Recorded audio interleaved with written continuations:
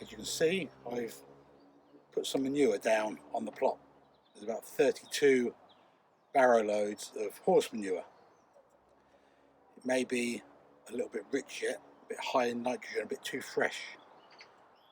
But anyway, my name's Wayne. I live in South Croydon. This is my allotment. It's my great pleasure to be working with the John Whitgift Foundation and their 425th anniversary project, Grow with John. I've put the compost, I've dug over this bed, I've put the horse manure on it, and now I'm going to use some of these tools to rake it out and thin it out a little bit. Ordinarily, I would have wanted to have done this back in October, November time and let the worms take all this into the ground. I'm hoping that I can spread it out and it'll be fine. So let's see how we get on. And once I've spread that out, I'm going to do some other bits of weeding, a bit of shallow cultivation, frequent shallow cultivation to keep the weeds down on the rest of the plot. So if you find any of this useful, like a comment below. And don't forget to check out, of course, other videos with the growwithjohn.org website.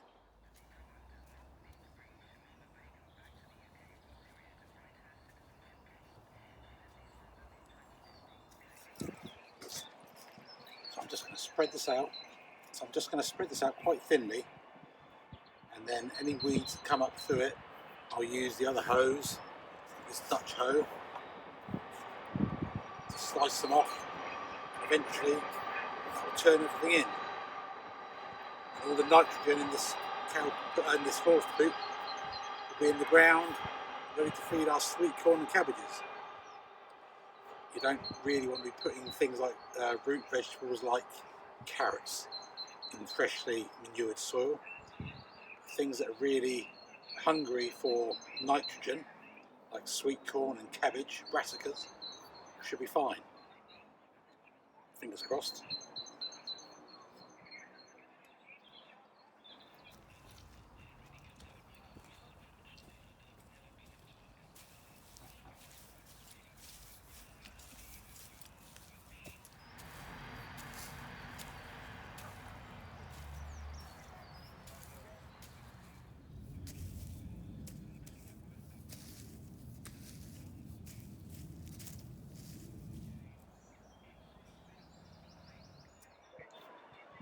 There we go, that didn't take too long. That's raked out fairly evenly.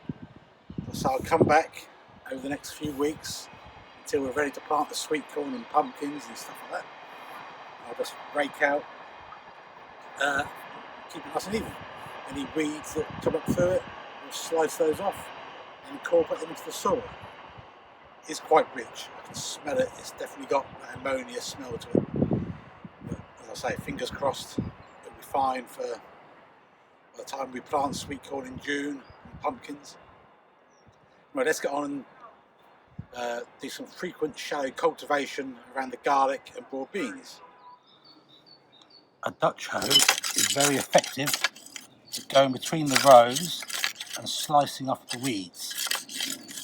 The problem with it is you can nick things like garlic. So I much prefer to use a single TINE cultivator. Just like this. I bought this one from an online merchant in America. And with this one you can use it like this, just to scratch the ground, or you can use it sideways like this, and you can more safely, accurately get in around the edges, turning it around like that.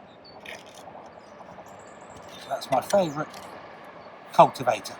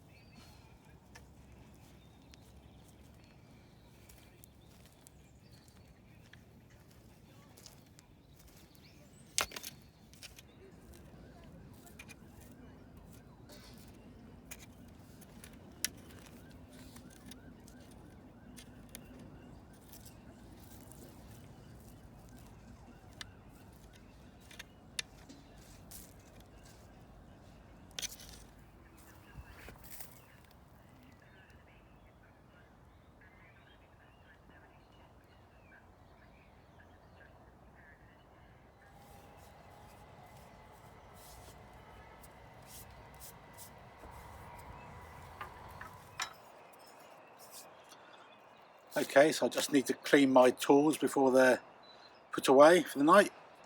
All these hoses are pretty filthy now.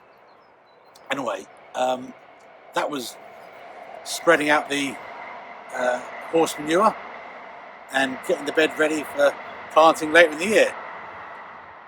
I think that's such rich horse manure that I'm going to have to continue with the shallow, frequent cultivation, and hope to work that in. And it's going to be so full of nitrogen that I think the best thing I can grow on that plot is pumpkins and sweetcorn. They like a bit of nitrogen, which is what makes the green parts of plants grow really quickly.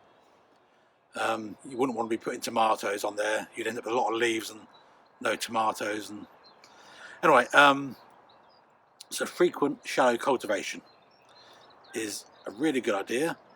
It helps to destroy the weeds when they're small, if you do it frequently. And if you do it on a nice day like today, when it's nice and sunny and dry, and you do it early in the morning, is best. To disturb those little weed seeds, leave them on top of the soil, let the sun dry them out and kill them for you, and it will stop weeds A, getting too big, B, stealing nutrients from your vegetables, and generally make life a lot easier for yourself. The water, when it rains, will go through that top layer of soil quite easily because it's broken up, and it's a really good method to keep on top of weeds. You know, it's much easier to kill off weeds when they're small than when they're big. Your vegetables will eventually grow bigger than any little seedlings and outcompete anything that gets left behind. So that's the way forward. Come back and join us again. So I'm not the best gardener in the world. I'm not even the best gardener in Croydon, and probably definitely not on these allotments. Well, I hope you picked up something useful and that you maybe just enjoy watching us out and about, if you can't get out yourself, or perhaps you don't have a garden or an allotment. But anyway, I hope you find something useful out of all of this, and that you continue to grow with John and me, and the other people here. So yeah, let's look forward to getting some seeds in the ground soon, and some crops harvested, and some lovely fresh vegetables on our tables. Okay, well, take care of yourself, stay safe. It's going to be lovely warm summer, hopefully, and it's just, if this is anything to go by, it's going to be a lovely spring, so fingers crossed. Okay, catch you again soon, see you next time.